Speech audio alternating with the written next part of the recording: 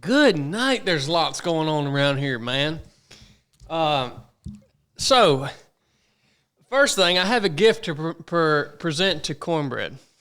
Oh, no. First thing, wow. Our studio designer, Courtney, from Perfect Design Co., wanted me to tell all of you that are listening today that all of the stuff for the new studio is arriving over the course of the next 3 days, and that we do understand that for some of you OCD people, there might be a little echo in the room. Okay? Shouldn't be now. Shouldn't be what now. you can't see is behind me, we have built a wall of boxes from the dungeon. The warehouse. The warehouse. And it hasn't really helped a lot, but maybe it helped a little bit. Well, how do we know? Yeah, we don't know. Anyways, look, what you see right now is not the finished product. You guys wait till next week, and you're going to see something spectacular, all right? What's going on back here? Okay? Is everything good back here? Okay. So, studio is up and coming. I do have a gift for Cornbread. Cornbread, this is your Christmas gift. Actually, Aunt Brooke got this for you. There you go. Take a gander at that. That's from all the way back to your Well, show it roots, to the camera. man. Well, I got to look at it first, Chili. Your roots right there. Oh. Dang, son. Coin is an old school Pentecostal Snake handler. hymns, dance, gospel, glory, praise. Who's Jim Barnes? Oh, you just have to get into it to know that, Chili. Yeah, you got to be a Pentecostal to know who Jim Barnes is. Yeah. Okay. Um, See, he signed off on it. Thank you. Yeah, that's from Aunt B. Thank you, Brooke. And then maybe you've noticed this guy sitting beside Cornbread is not Blake Wright.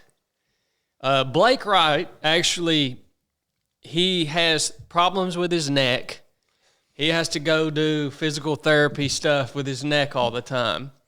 So we have Blake Alvey on the podcast today. I think you guys are going to enjoy hearing from Blake Alvey a lot more than you enjoy hearing from Blake Wright. So you're welcome. Blake, welcome to this is the first guest that we've had in this space. Yeah. Welcome. Not even ready. The first guest we've had in the new space that's not ready, but it is still the new space. Yeah.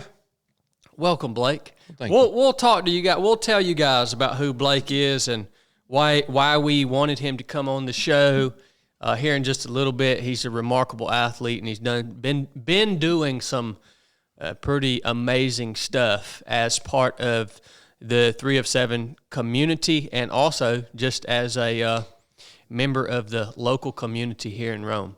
So I'm really looking forward to chatting with you today, man, and going through some stuff.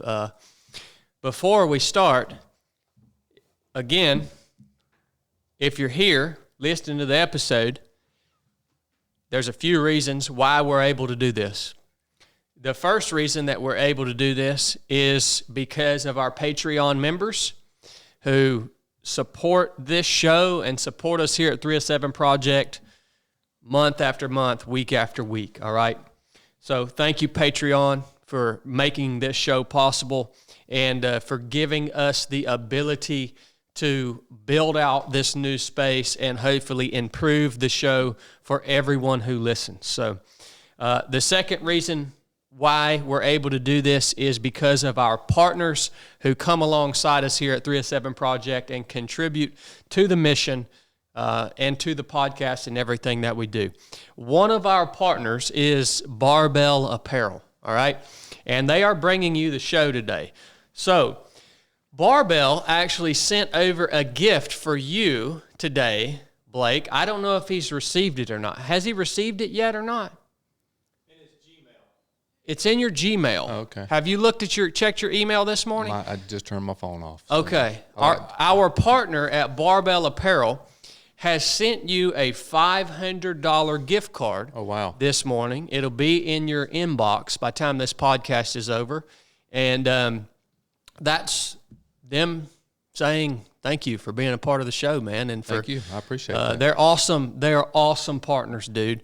And so Chili's got the new hoodie on today. I highly recommend that hoodie. It's the last day of this hoodie sale they got going. Is it really? Yeah, that's what I'm not real good at this, but that's what I want to let you know, so you could say You it. are good at this, Bubba. Say this is the last day of the hoodie sale. This is the last day of the hoodie sale. And that's a really nice hoodie, actually. agree. Yeah. It's a really nice, thick, heavyweight, comfortable hoodie. Barbell Apparel has fitness apparel, everyday apparel, range pants, jeans, running shorts, gym shorts, all sorts of different types of fabrics for their T-shirts, both long sleeve, short sleeve. They have a UV resistant shirt now that's out. So if you guys are looking to kind of upgrade your wardrobe, check out Barbell Apparel. It's really a one-stop shop for everything that you're going to need, and they stand behind their products, and they have been amazing partners with us here at 307 Project. We hope that means something to you guys. So this episode, again, brought to you by Barbell Apparel. Check them out at barbellapparel.com. All right, sweet. CB! What's up, brother? Chill, man. Howdy. There's a lot that I want to talk about today, man. I heard Blake told me yesterday that you were attending seminary. Blake? Yes, yeah. So I've been What's up with that, man? a little over a year now. Wow. Talk to me about that, dude. What prompted that? So I'm still a fairly new believer, you could say. So it's probably been just over 3 years. Okay, since well, I what come to know happened? Christ. How old are you? So I'm 34 now. So at 31, 31. what on earth happened? So for a long time, I was fortunate enough, and God was good enough to me to let me chase the world for probably 8 or 9 years before I came to Christ. So that was just business and money and, all the things that we chase in the world. Well, it started with Marine Corps, right? Yep. So as a young guy, so I grew up, and our house it wasn't perfect by any means. So the Marine Corps was the best option for myself and my brother. So I joined the Marine Corps right out of high school. That was on kind of a whim too. Met a recruiter one week. No intention to join the Marine Corps. I was like, this is not happening. Went out there, ran a mock PFT, just competing with the guys. And a buddy of mine, Jason Hamilton, who was on the show, his brother, he was going in. So the recruiter called me a couple of days later and said, hey, just come by and join the pulley program, and we'll see in a few months if you want to go. I said, sure. So go in, sign up. A day or so later, he calls me and says, hey, is there any chance you'd want to leave tomorrow to go to Paris Island? And I was like, man, I hadn't even told my parents I was going to join the Marine Corps. And he said, well, I can get you a $10,000 bonus if you can go. I said, I'll see you in the morning. And that was kind of how it really happened. It just... That was a lot of money to you, wasn't it? Yeah, that was big. Yeah. That was big. So, yeah, so we did that, went off. I did that for right at 4 years. And about 3 years in is when I met my wife now. I was home on leave. And she kind of played a big part in me staying in or getting out. What did you do in the Marine Corps? So I was 0621, so I carried a radio around most of the time. Okay. I was just a radio guy. You comms guy. Yeah. That's a hard job, Yeah. man. That's an aggravating job. Yeah, it was fun. Did you enjoy your time in the Marine Corps? I loved it. I was really good at it. I dove in head first, man. I was going at all of it. Like when I get into something, I was kind of telling Chili this on the rock course. I just go all, I don't dabble at all. I just kind of go all the way in it. Mm-hmm. And it's kind of got me to where I am right now. But yeah, I was, from the moment I got to the fleet, the day we got there, we ran a CFT. I smoked it. So Colonel Kaufman at the time was our CO. He came down, met me, introduced me to everybody, and he gave me a couple of days off for running such a time. Well, I was a new Marine to the fleet. I was terrified to even leave my room, so I just sat in my room for like 2 days. Didn't know what to do. But from that point on, I was always on his hip. So like I was his guy. So if he needed a comm guy or anything, like he pushed me and molded me and shaped me through the years. You know, if there was a Marine of the Quarter board, he put me on it. If there was a course to go to, he pushed me into it. So I picked up sergeant meritoriously as well as a few other ranks right when I turned 20. So it was about 3 years in when I got promoted to sergeant. And then when I decided to get out, I think a lot of those guys were not happy. Sergeant E5? Yeah. Yep. Okay. Yeah, I mean, yeah, I've never talked to you about your career in the Marine Corps. And so it's interesting to hear that you were that invested and you were crushing it. You obviously loved it because you wouldn't be doing that well at everything, you know, that they're sending you to go and learn. And why did you choose to get out? Yeah, so it wasn't an easy decision. I mean, that was the first really family that I'd really had, because my parents split up when I was a year old. So I grew up in a broken home and moving a lot, depending on like who my mom was dating at the time and things like that. I mean, there's a whole testimony out there for that, but this was like the first sense of, you know, unity and family that I had. And there was only about 8 guys in my unit, so we were all pretty close. But when I met my wife, we talked for about a year or so, long distance. And she's from here, born and raised here. Family's been here 100 years. And just as I got to know her, I knew how important it was for her to be here. So to ask her to come with me was a big ask. And I never asked her, and she'll tell you now that if I would have, she would have went. And I mean, I wholeheartedly believe that. But my intention for if I re-upped was to go to the drill field. And I knew that wasn't a place to start a family. And you know, I just wasn't that naive. I'd seen it. I'd heard about it. What is that? What's the drill field? I intended to go back to Parris Island and be a drill instructor. Okay. That would have been my request when I re-enlisted. That's just what I wanted to do. Because again, I liked training Marines. I liked running around. You know, I was that high energy person. That's what I enjoyed doing. It's the coolest branch of the military. Yeah, it's a lot of fun. The Marine Corps is the coolest branch of the military. That's the first recruiter I ever talked to was a Marine Corps recruiter. Yeah. That's what I believe, especially in this area, all young men who play Army and play, you know, with their little plastic soldiers and G.I. Joes, it's like, that's what I always thought. The Marine Corps, you know, a Marine, that was the highest standard that we could comprehend to aspire towards, you know. Right. It is awesome. So you met her. You knew it was important for her. So we talked about it, and we just had to have a really serious conversation. I said, look, if we're going to do this, I'm going to get out while I'm young enough to do something else. I'm not going to do 8 and then get out. I'm either going to get out now while I'm young and can start a career, or we're going to make this a 20-plus deal. So after we talked about it, I just made the decision that I was going to get out. At that same time, my mom was going through a lot of stuff, and there were a lot of things pulling me back here. So, I mean, there's times where I think about, you know, if I would have stayed, and, you know, I'm not saying I regret getting out, but, you know, I think that could have panned out. It could have panned out in a cool way, but obviously that just wasn't God's plan for my life. So I'm okay with that also. Yeah. So did you guys get married, and then you had like a year left on your contract, or? So we just talked, or you call it dated. We were long distance. We were just getting to know each other. Because she had only dated one other person before she met me.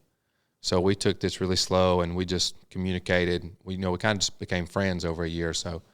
And then when we got more serious, I decided to get out, came home, and we dated for a couple more years until we got engaged.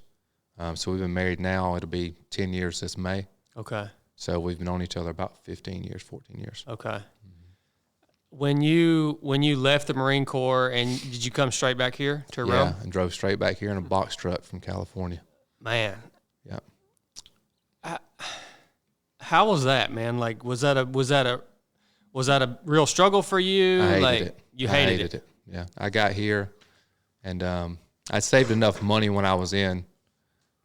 Well, I mean, as you know, the first time I started getting paid big on deployment or something, I blew it all.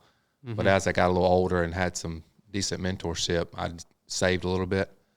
So when I got home, I didn't really have to do anything. So I kind of sat around for a couple months and just thought about how much I just hated it, you know, because like nobody was walking like me or talking like me. Yeah.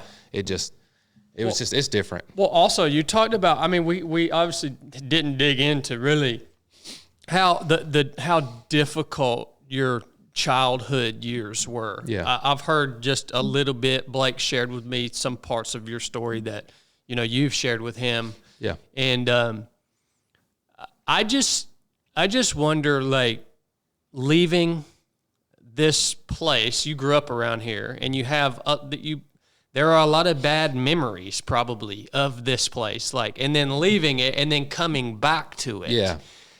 Yeah. When I first left, I had no intention of coming back. Yeah. But I think a lot of people do that in a town like Rome. You want to leave, and a lot of people end up coming back. Mm-hmm. But it's it's not necessarily the place. It's what you make of it and the people that you surround yourself within that place. Yeah. I mean, you can make the worst of Rome, or you can make the best of it. Yeah, for sure, man. Yeah. So you hated it. Like, how did that work out? I mean, how did you obviously you overcame that because you're crushing life now. And my great uncle was the sheriff at the time down in Paulding County.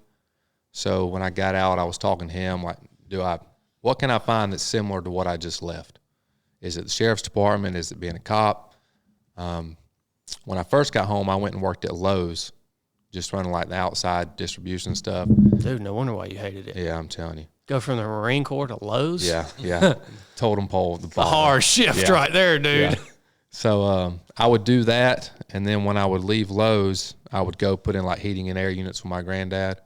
And then I've met a guy at Lowe's that did swimming pool liners. So I would do those three things, just, trying to make money. We were young, just getting by. But after that, I finally got on at the fire department. I had to wait a year because I just missed the hiring process because I got out in October, and they had just hired for the starting of the next year.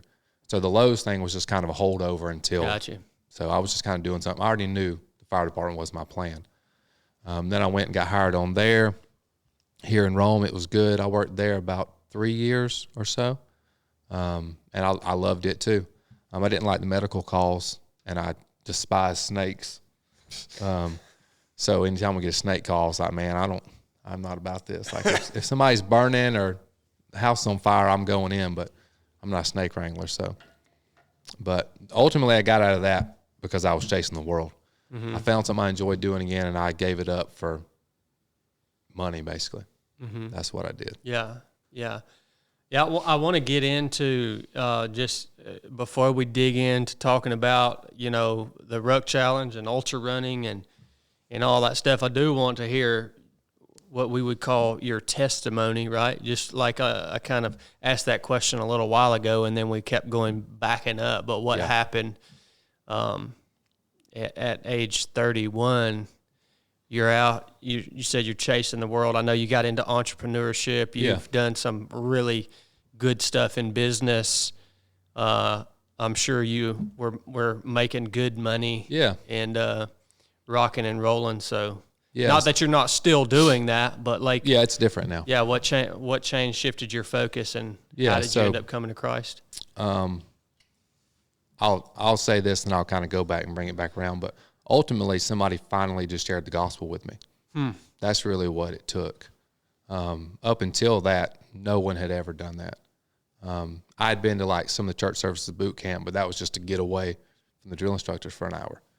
No one had ever been intentional about, just put me on the spot and saying, look, this is the gospel. You can either accept it or this is your fate, your fate. So that's ultimately what did it. But what brought me to that was when I left the fire department, I went to working at the company here in Rome that rents the buses and vans, Automax.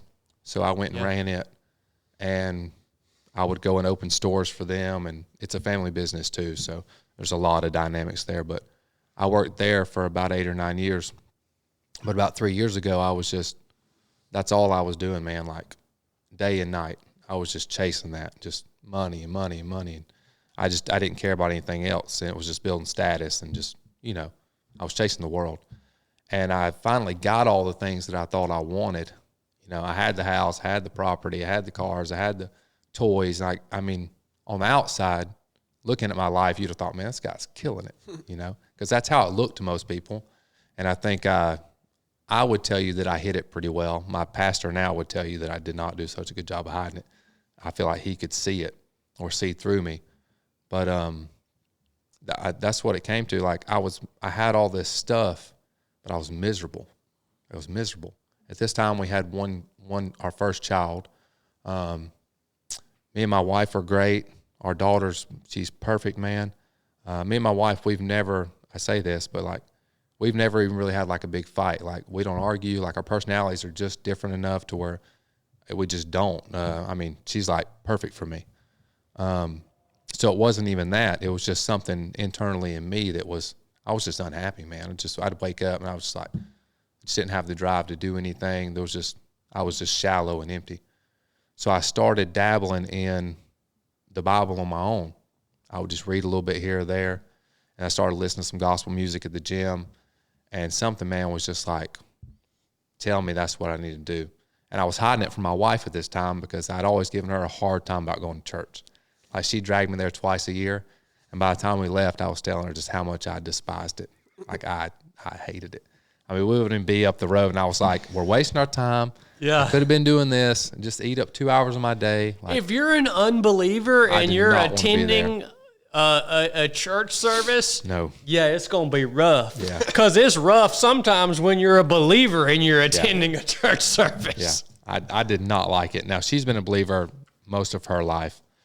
She grew up around a lot of believers. Her grandparents were charter members at our church. They've been there 70 years. You know, her parents have been married and together 40-something years. Like, she's grown up around structure, you know, faithfulness. I mean, she's got it. So to her, that's just the way you live life, you know. But to me, that was all new. Like, I was figuring this whole, like, commitment thing out to my wife, having kids, like what family looked like, choosing them over me, because I just always had to fend for myself growing up. I didn't have to worry about anybody else.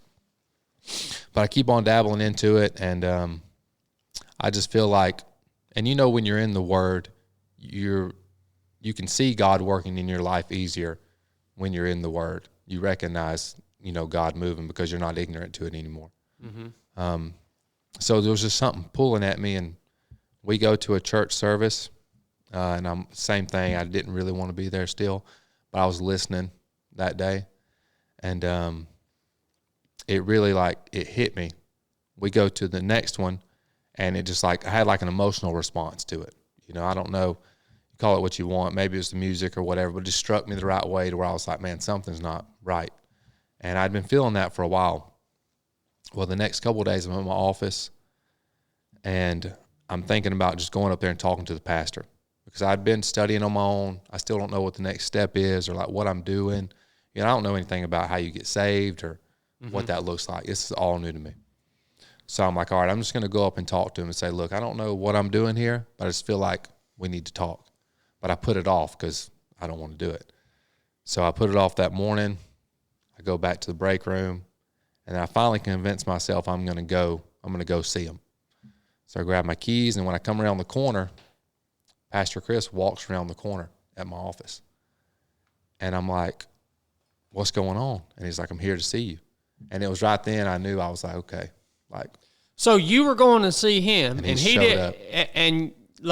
and then he just happens to show up while you're on your way to see him. That's right. All right. That's odd. Yeah, it was wild. A lot of things happened that morning. Like, I saw like our youth pastor at Chick-fil-A, which is not a surprise if you know him. He's there all the time. And then I saw like the pastor's wife on Broad Street when I was driving. So a lot of things that day built up to him showing up in that moment. So all these little signs I felt like were like, go see him, go see him, go see him. And I was putting it off, but it wasn't until I finally decided to surrender to that and go do it that he literally showed up at my doorstep. So what was that conversation like? So I've got it in my office at home. I've got it framed. It's he just took a notebook, piece of paper out, and it was a very simple way to explain the gospel, man. He was like, look, this is you. You're a sinner, and there's no way around it. Like, you're wicked. That's just people, right? And he said, and he drew a line. You know, he wrote God up here. And he said, but, you know, if your relationship with Christ is going to cover you, so when God looks at you, he's not going to see you. He's going to see his son. Mm-hmm. And that's kind of how he laid the gospel out to me in a way that I could understand. It was simple, and I was like, okay, well, when God looks at me, I don't want him to see me because I'm terrible, right? So obviously I need this relationship with Christ as like a blanket over my life. And it was right then that I, accepted and started my relationship with Christ. And I mean, from that moment, it was like, it lit a fire in me. Mm-hmm. It was wild. Yeah, praise the Lord for that, man. After that happened, like, what changed about your life? I mean, were you? I'm always interested to hear, as part of your testimony, like, were you able to understand the scriptures better? Did you look at your wife differently? Did your marriage change? And was that gradual, or did that stuff happen quickly? Yeah, so there were a few things that I think happened quickly, just like my perspective on life. A big thing for me was like my patience. So like I could get frustrated with something easy, man. Like right after I got saved, it was like a week later, I was trying to take a car seat out of a car. That you'll learn soon. Those little things, it wasn't clicking right. I couldn't get it out, and I was ready to rip it out and throw it across the yard. But I was like, you know what? Let's just take a step back, So I would say I'm a lot gentler now, a lot calmer.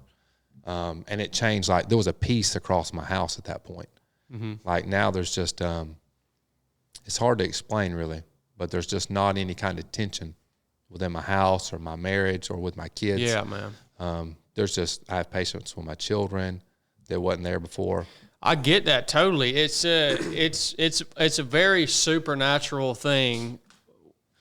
When we receive the gift of salvation and we receive the Holy Spirit in us, that the Holy Spirit of Christ is like uses us as a vessel and is being projected, to the world and to the environment. I mean, I can't tell you how many times I've had people walk into mine and Brooke's house, and I think Cornbread even mentioned it one time. They're just like, man, it just feels peaceful. Like it just feels peaceful in here. Like, yeah. And that's not us. That's not because we set up the environment in some certain way or that there's a master plan. It's just, man, you read in the Gospel of John where Jesus says, I and the Father, we're going to come and make our home with you. You know what I mean? That's real. Like, you can take that as no, he means that. Like they do by way of the Holy Spirit. The Father, the Son, the Holy Spirit, they make their home with you, and it does change just the the space. You know what I mean? Yeah, so I get that totally, man. I think that the big thing that shifted for me was that I realized that ultimately none of this crap really matters. Mm-hmm. And I think once you truly believe that, the way you live your life will change. All the money doesn't matter. All the things I had doesn't matter.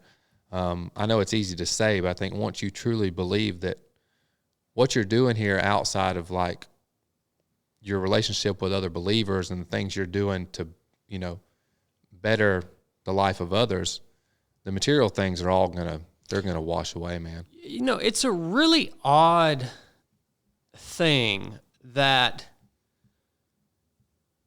for some people, they actually have to get all of those material things to realize that. That's really strange. Yeah. Because when you are struggling and you don't have the things that you need and want, you think those things that you need and or want are everything. Mm-hmm. And like you focus, like you said, you're trying to get them. You're doing whatever you have to do to get to that place. And then for some of us, we have to get there to realize, well, dang.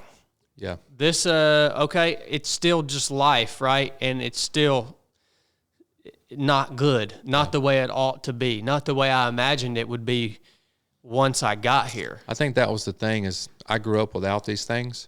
Yeah. And then I married into a family that had these things. So I was chasing what they had built.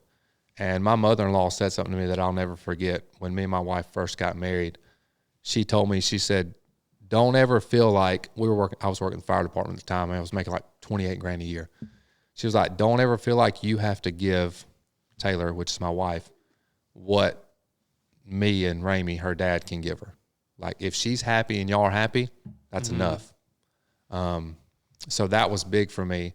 Now, it didn't keep me from still chasing, you know, what they had, but I still think about that conversation today that, you know, now that I've made the decision not to do that anymore, you know, they don't love me any less. They still support me. They're still proud of me because I'm taking care of their daughter and I love her. And that's really what it comes down to. It's not about, you know, the house on the hill or the car I drive. And, you know, I built those things because I didn't grow up having them. And I think that was just a big letdown for me once I got them. I realized this isn't what I thought it was going to be. So I think that's how it started. Yep. Yeah, everyone's path is different. You probably would have never came to that truthful realization unless that would have been your path. Yeah, and I'm super grateful that it didn't take some type of like super tragic event to bring me to Christ, for sure, because man. I don't know that would have done it. I mean, only God knows, you know, what'll work for certain people, but I'm so grateful that like it wasn't a tragedy or something, because it might have sent me in the opposite direction. Yeah. So the seminary thing, do you want to pastor? Do you want to preach, teach? Are you just doing that for your own, like a hobby, or? Well, it started out that way. At first I was just so fired up about it, and, you know, I couldn't get enough of the gospel, and I was like, how can I learn more, like outside of just on my own? Like, what's going to force me to, you know, read things I wouldn't usually read, or like, who can teach me outside of the sphere I'm already in? And I'm thinking, well, I've got my GI Bill. I didn't go to school. Let's go to seminary. You know, I'll learn there. So I could focus a little more on the theological side of things and some stuff that you don't just get from reading scripture on your own. So I started out just to learn more. And then it grew and grew into just what it is today. And I was really praying about it about a year ago. And I was like, look, I want a clear direction on like which way I need to go in my life. Because at the time I was still working at my old job, you know. So I had a conversation with my boss at the time it wasn't the best conversation. He was kind of fired up about some things. But within that conversation was laced a comment to me. And he said to me, look, you just keep chasing that Jesus road and see where that takes you. And to me, it was like clear as day then. I was like, this is the fork in the road. He just put it out in front of me. I can either choose to stay here and do what I'm doing, or I can do exactly what he just told me. I'm going to choose the Jesus route. Was he saying that in a negative sense? Yeah. This was like poking fun at you, basically. Yeah. Like you want to wind up a poor. Yeah, it was an HR nightmare, really. So, yeah. Yeah. But keep chasing Jesus, you're going to wind up a poor again. Correct. Yeah. So that's how it led me to, you know, that night. Me and my wife talked about it, and I prayed about it, and I woke up the next morning, and man, I was just at peace about it. And this was, I mean, I was working a multi-six-figure job. I mean, I was making good money doing what I was doing. So when I walked out of it, people thought I was crazy. And I know it looked crazy. But I just, I didn't have a worry in the world about it, man. I didn't worry about how I was going to feed my family, how I was going to provide. I was at such a peace about it that I was like, this is just not God's plan for me. And I've got to commit finally. And I think that's what it was, is I needed to make a move. I was always kind of just holding on to, like, I was trying to have both. I want to keep making good money, but I also wanted to chase Jesus, you know, when it was convenient. Mm-hmm. So that's when I went all in, man. I was like, I'm just going to stop chasing the world, and this is what I'm going to do. And over the last 9 months, that's turned into, there's been a few opportunities to work, you know, in some ministry fields and things. But what I'm good at is talking with men, and then I'm really good with, like, the kids. And I think that's where my heart's at, because I was 31 when somebody finally, you know, shared the word with me. Mm-hmm. So how can I prevent that for others, man? It's just, you know, talking to them when they're little, make sure they understand, you know, and why they understand what they understand, not just because that's what I was told to understand. You know, give them some type of apologetic side of it too, like, you know, this is why you understand what it is, you know. Yeah. And this is why you believe it. Yeah. So yeah, I mean, it's, spoiler alert, coming soon, I will be working at our church with the children's ministry. So that's in like 2 days. Okay. So yeah, we're excited about that. Youth ministry. Yeah, That sounds rough as children, a cob. K-5, man, children. They're That sounds rough as a cob, Yeah. dude. That's not your path. Man. just get them excited, man. That's It's the not goal. everybody's. Just keep them excited about it and interested in it. And, Yeah. That's cool. yeah, What school are you going to? Truett McConnell. Yeah, I do it all online. So a lot of coffee shop hours. Okay. Yeah. Yeah. I've got that GI Bill too, you know. Go to school. My gosh. Thinking about using that GI Bill too. This is all. See, I'm learning here, you know. Well, praise the Lord, brother. Thanks for sharing your testimony with us, and I'm looking forward to seeing how the Lord uses you as you progress through that, man. Yeah, you and me both. Because we see each other all the time. Yeah. Let's get into the Ruck Challenge, dude. You want to? All right. The Ruck Challenge. If you guys were tuning in when this Ruck Challenge was going on, Blake and a couple other dudes, especially, who was it? Blake, Tom was always on the list. Tom, Brandon Rager, Brandon. Jacob Thomas. Yeah. These cats were laying down. Cass. Cass was on there. Yeah. These jokers were laying down some crazy efforts during the Ruck Challenge. The Ruck Challenge was a competition that we created within the 3 of 7 project community, where each week there was a specific challenge, and everyone who had joined this Ruck Challenge group was competing with each other, and they had to log all of their info and their stats on an app online, so it was visible to everyone who was competing. All right, and each week they could accumulate a certain amount of points. And this went on for how long? 10 weeks. For 10 weeks, all right? And then it culminated with a final challenge at Mountain Mama Farms, Yeah. where the top 5 Ruck Challenge competitors came together and went head-to-head for 8 straight hours to see who could accumulate the most amount of total distance over the span of that time. And I wasn't there that day. Of course not. So I'm looking forward to hearing this story, not only of what went down on that day. Wild. Yeah, because I didn't get to see it. But I want to go through. By the way, are we doing another Ruck Challenge? We are. Yeah. We're going to do another one. Do you know when? Reigning champ coming back. It's going to be close to the same time as last, so it'll be toward the end of summer. Okay. Yeah. So there's a little while. You guys, if you're interested in doing this after you hear about it on today's show, you can go ahead and start getting your gear together and getting a few miles in here and there to be prepared for it. Because this thing is brutal. Oh, yeah.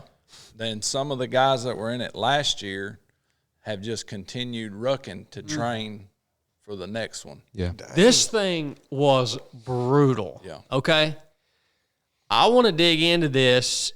The Cornbread, I'm going to let you take it from here because you headed this up. But I want to talk about what was happening, what, the hardest weeks that Blake had were, kind of what all that looked like, and injuries you might have had. How did you stay focused on? I mean, I have so many questions, but I'll just jump in where I can. I want to hand it over to Cornbread and Chili. They really headed this up. No, Cornbread did. And chili. I'll say this. I do want to say this up front. This challenge, the people that weren't a part of it at all, which I really wasn't either, it's really the 25 people that participated. I guess everything is like this. If you didn't do it, you don't really know what went down. You know what I mean? Like, you have to do something to – if you didn't actually do it yourself, you're just speculating and talking about it. But that was nuts. It was nuts, dude. I mean, like, and nobody really knows what y'all did other than the 25 guys that did it. Right. You know what I mean? Yeah. So it's super cool to me. No one else is going to really fully get it, but I think this will give them a picture, so it's cool. So it was important to me when we started this to instill some of the things that you talk about and that we talk here at 3 of 7. Be patient, present, and deliberate throughout the entire challenge. So that's what my main role was, is to try to keep the guys in tune with all that. So we started out with a 1-month warm-up, and that was to get everybody acclimated with the Strava app. Yeah. And we had set a goal of 2,500 miles for the entire team, which our competitors, which consisted of 24, me being one of the 24. So we did that, and the funniest thing about that is once we reached the goal, I had logged over 100-something miles. My role was also the reaper. So when I stole a position in the top 10, those points were void. No one could get those points. So their goal was also to try to keep the reaper out of the top 10 as well. Mm-hmm. So once we reached the goal, they reached the goal of the mileage for that month, everyone was ecstatic and happy. And so the reaper took his miles away. It's because we need to be present on what we're doing here. Don't forget there is a reaper. And that threw some people up in the air. I remember. At what point in that month, how long did it take y'all to hit that goal of 2,500 miles? You ended up setting a new goal, right? And then, we blew it out. Yeah, that was week 3. Yeah, we hit it They hit it relatively quick. Yeah, and the awesome thing about that month too, all the guys, no women joined, by the way. I hope to see some women join this time. But all the guys had done named themselves Ruck Team 1 and started sharing Bible verses, and we discussed Bible verses in the morning here and there. And so they was, forming a team. Hey, we're going to crush this together, but yet we're still going to compete. So month 1 gets wrapped up. What did you think about the reaper stealing those miles? Did you expect that? No, I didn't really understand what we were getting into at the moment. But did you guys know the challenges that were coming? Yeah. So we had the 10-week printout, so we knew what each week was going to hold, which was nice. If you didn't know, it would have been it'd been hard. That would change things a lot. Yeah, but knowing what's coming is a big advantage. And by the way, before I forget, that thing sold out really quick. So it did. When toward the middle of the summer, y'all need to be watching out for it because. Well, that's the 24, 25 spots is all we can have. That's it. There's a Strava restriction, right? Yeah. So it's going to be the same way. Yeah, absolutely. Why did you even decide to jump in on this, man? That's a good question. That's a big commitment. Yeah, I wanted to know that too because I already knew you were scheduled to do the Jewel. Yeah. He did that in the middle of it. When I seen your name, I was like, what? Georgia Jewel's 100-mile. It's like our local 100-mile race that's been going on for quite a few years now. So yeah. So when I started running last November, I ran like a little Savage race, like a small race, and then I ran the Barry Half Marathon, and that's like the furthest I'd ever ran.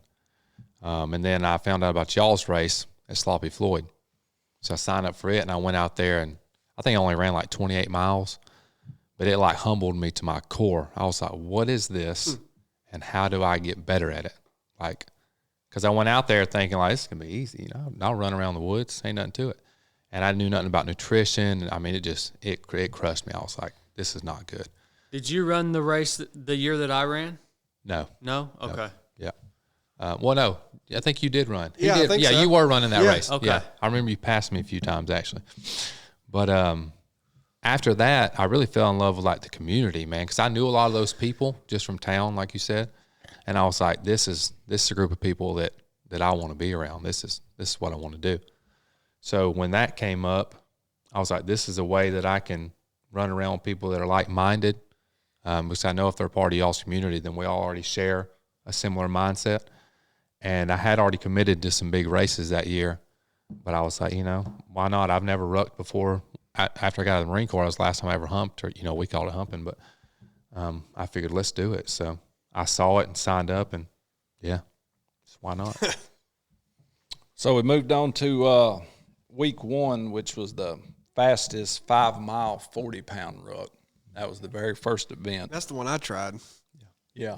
That was a good one. And Blake finished second that week in the standings with a average time of 8:28 per mile. Yeah, Tom sniped me on that one. He come in. You were on the rock course. Yeah, he come in while I was on the rock course and beat my previous time. Yeah. He had ran it early in the week. So I ran it like that Friday before the rock course thinking, all right, this is the end of the week. Nobody else is going to run it again. And I come off a 24-hour rock course to Tom blowing me out of the water. I'm like, this guy, and I wasn't about to run it again. So Yeah, Tom had 8:14 pace that week. So we're talking an 8.5-minute mile for unbelievable. 5 miles with a 40-pound ruck on. Yeah. How did you do that? So I ran it twice. I think I ran it twice. You did. Yeah, I ran it the first time, and I was like, I could have ran that harder. I could have done better than that. So I ran it again later in the week right before the rock course. But I had a buddy of mine, Porter, come out there with me, and I said, look, I just want you to be the rabbit. Run this pace. No matter how fast or slow I run, you run this pace, and I'm going to stay beside you until we're done. And that's what I did. So he ran it with me, and I just stayed on his hip the whole time.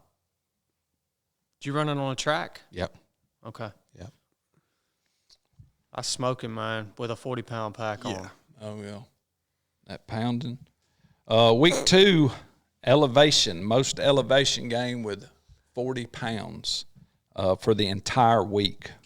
Blake finished second that week as well with over 25,000 feet of elevation gain. I remember when that week went down. I remember how much crap I was talking that week. You was, yeah. Yeah, that's the week Brandon Rager got over 35,000. Yeah. Yeah. And you acted like you could go get that in just one day and be done. Yeah. That's so hard. I mean, what did you think of the elevation weeks? It's hard for this area. It is. First, it's like we're not to take away from Brandon Rager because he crushed it. Yeah. But like his backyard was literally like up. Yeah. I was like, man, that's what I need. I did all mine on like Myrtle Hill on Yeah. the stairs. I Yeah. climbed Oh the my stairs gosh, over and dude. over. That's all I would do.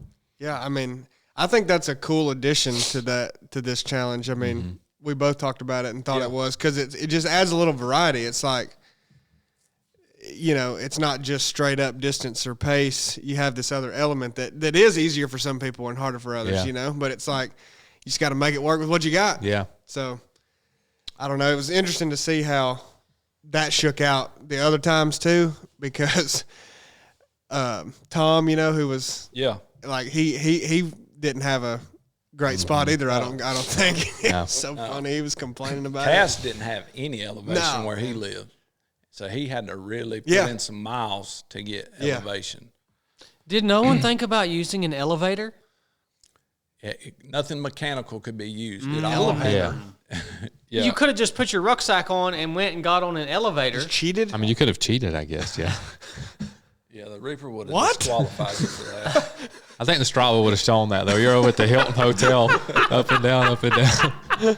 I did think about a stairwell though, but I was like, well, this is just good. Week 3 was most distance of that week with a 30-pound ruck. Now, that's the week that everybody pretty much put in the most work. I mean, Yeah. everybody was pretty much hyped up. Okay, now we're doing most distance in a week.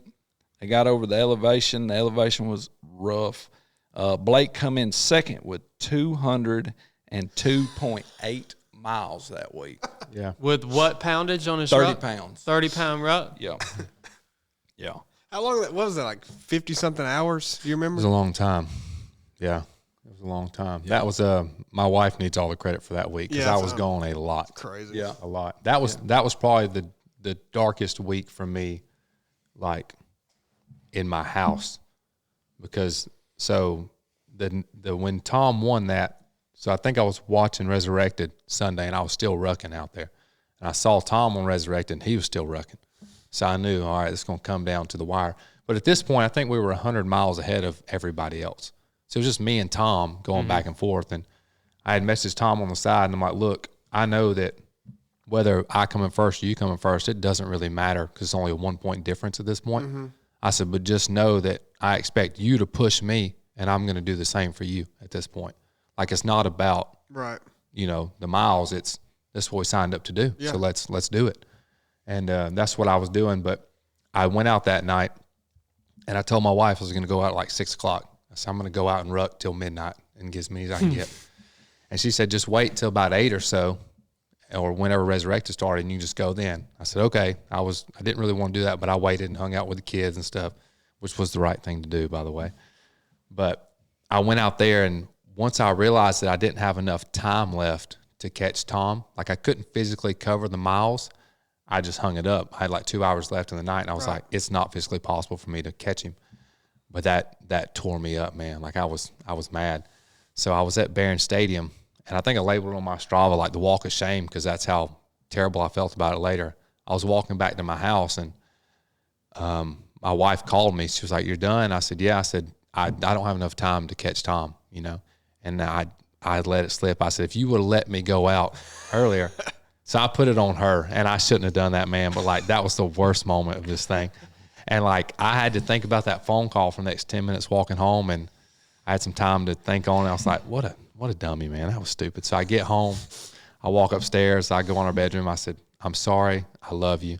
I kissed her, and I said, I let it go too far this week, and it won't happen again. Yeah. So I said, that one's on me. It's not your fault. It's on me. I'm sorry. So that was the only time through the challenge that it really like shook my house, you know, where I had to like tone it back a little bit. Yeah. Well, I mean, it shows how like focused you can get, and how just which is an important skill for a man to be able to possess. It's just you have to know how to wield it, right? Yeah. But not very many people can do that. Like, just get so laser focused and consumed by this thing. Not a bad trait. I respect that trait in a man if he can learn how to temper it. Yeah. Well, yeah, like not many people can even do that, and even less can do that and not let it have negative effects. Yeah. Mm-hmm. Yeah. Take over other things. You know what I mean? Yeah. I mean, was this 200 something miles in a week with a ruck on like that? I mean, what did this do to your body? It was tough, man. So I'm all about like recovery. Like in my basement, I have a cold plunge and a sauna, and like, so I take that stuff seriously. So I'm doing that every day as I'm doing this stuff, because that's just the only way that I can keep going. But yeah, like I would get up, man. I'd go out to the track at midnight, and I would ruck until about 6:30, and I would take my kids to school, and then I would go eat something, and I'd go back out there. So I mean, I was out there, like you said, 10 hours plus a day. When were you sleeping?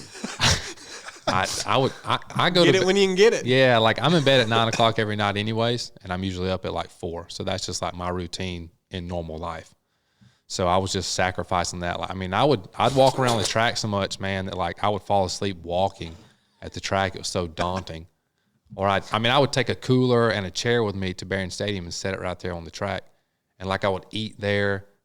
I would sit on the thing for a minute and just sleep for like 30 minutes. Like I was consumed, man. Love crazy it was crap like that. if like people would show up and I'd be laying there on the field, I'm like, they think I'm some homeless guy. But yeah, man, I was committed to it. I was going. I decided when I signed up, I actually sent a text to Jason that I talked about earlier. I screenshotted when I signed up, and I said, I've decided I'm going to win this Ruck Challenge.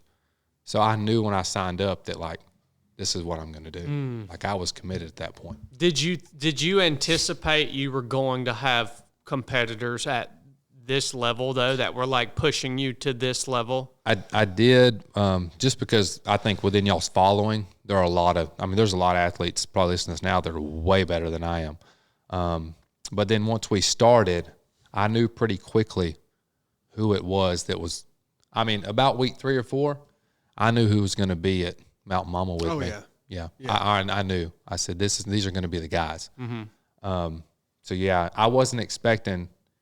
I'm super grateful for Tom, because if Tom wouldn't have been in it, and this is not to take away from the rest of the guys by any means, but I think I would have like taken it super easy.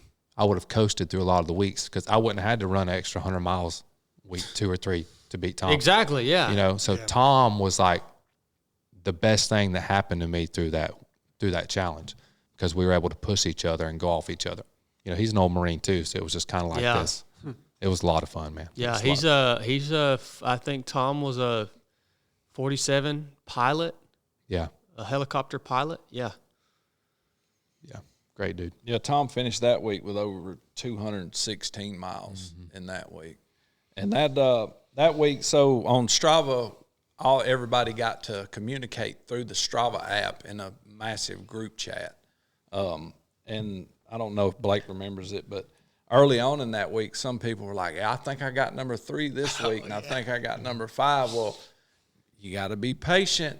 You got to be present. So the Reaper held his miles back. Look, now he's self-aggrandizing. He held his miles back, and then Sunday evening at Unloaded. 11 o'clock, I actually even messaged Cass because he was like a mile behind the Reaper's perceived miles.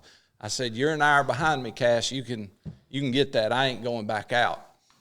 So Cass went back out. I seen his miles. So then the Reaper put all his miles up there and put him at 116 miles to knock 2 other people out of 5th place. And that's big for you because I had told you would never ruck 100 miles in a week. Yeah, that was I didn't tell you couldn't. I said you wouldn't. Yeah, that and was then you did. That was a personal challenge me and Chili had going on. Dude, there's very few weeks. I mean, there's not a lot of weeks that I ever ran 100-mile weeks. Like 100-mile week is a huge week. That's not a normal thing. It's crazy though that in the context of this conversation, 100-mile week seems like a poor performance. Yeah. When you got 2 guys and it's with rucking, so it takes a lot longer. a lot longer. Like when you got guys that are laying down 200, I don't know. Yeah, I can say for sure I have never had a 200+ mile training week. Which this wasn't training. This was competition. Yeah. This was the game. This was the big show. But I've never had a 200-mile training week. The thing about this was that you never really knew what somebody was going to post up. Like, you could be 50 miles ahead of somebody. I mean, there were mornings I turned in a 30-mile effort. I mean, you never knew if you were far enough away from somebody because people would just drop big efforts on you overnight. And you're like, man, I was just 20 miles ahead, now I'm 30 behind. Yeah, and then the guys, of course, that were in other time zones, Yeah, it changes it. we had to jump on them to be able to start earlier. Yeah. But they had, we can see Blake has posted everything he can post for tonight, and I've got 2 or 3 hours left that I could do. Yeah, on the West Coast. So after that week, in the group chat, though, people started saying, all right, I took way too much time doing this, way too much time away from home. I got to be more deliberate at the house.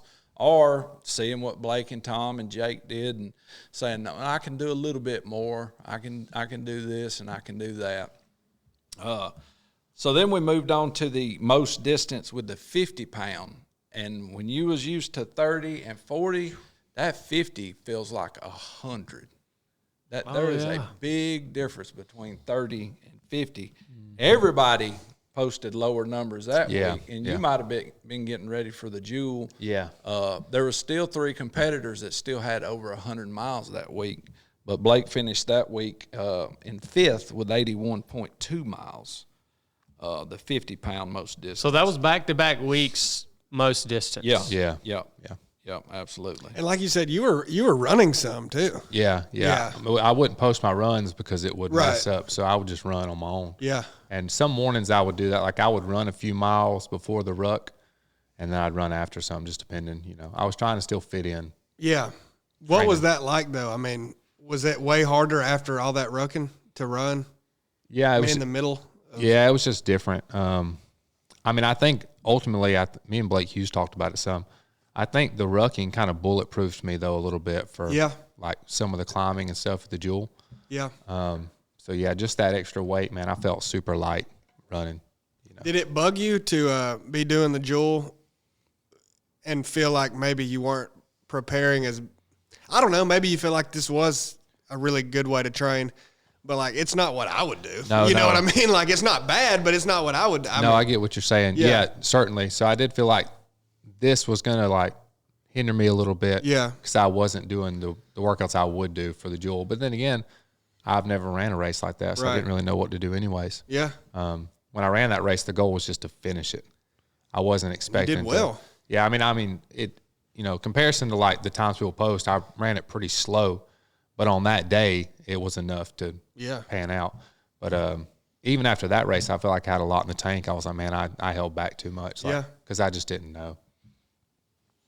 Week 5, the halfway point, was the fastest 3 miles with 60 pounds. The last 3 times I've been to the shoe store, people talk to me about what he did, how fast he did that 3 miles with 60 pounds. Blake finished that week number 1 at 7 minutes 11 pace. That's so goofy, dude. 7-11 pace with a 60-pound ruck. 3 mile, and I talked to him at Spartan Smoothies, and he told me how he was going to do it. He said, "You ought to do it the way I'm going to do it, and I'll let you explain." And I said, "No, show ain't. I would die doing that."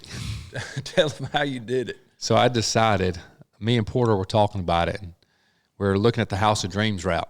And he said, hey, it's right at 3 miles down from the House of Dreams back down to like the main road. He said, why don't you just run downhill the whole time? I said, works for me. It's better than running, on the track. So that's what we did. Porter actually carried my pack up for me. So when I got up there, like on the way up, I'm just sipping on like my pre-workout and stuff, getting amped up. So it was a good little warm up. And we got up top and strapped it on, and we went, man. We just fell downhill as fast as we could. So you just did that one time? Just one time, yeah. And you nailed it. Yeah, I decided that if anybody would have beaten me, I was going to do it again. But I didn't think that unless somebody just came to Barry, and I think there was one guy in the challenge that mentioned coming, and I told him I would come out and carry his pack up for him if he wanted to do it, because I would have liked to see somebody else do it, and I would have ran it with him, but he didn't ever do it.